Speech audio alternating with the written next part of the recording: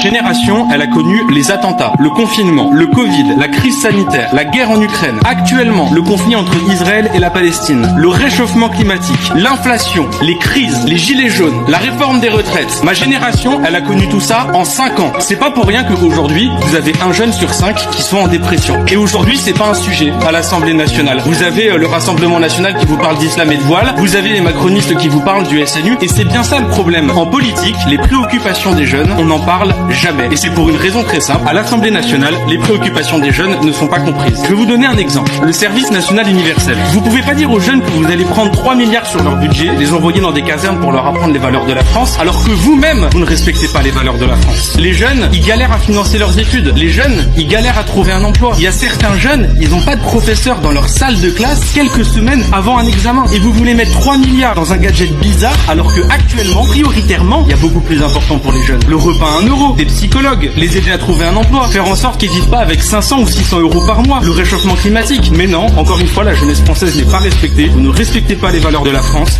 Vous mettez tout cet argent dans un SNU qui nous coûte cher et vous ne comprenez pas que ce soit ressenti comme une injustice par la jeunesse.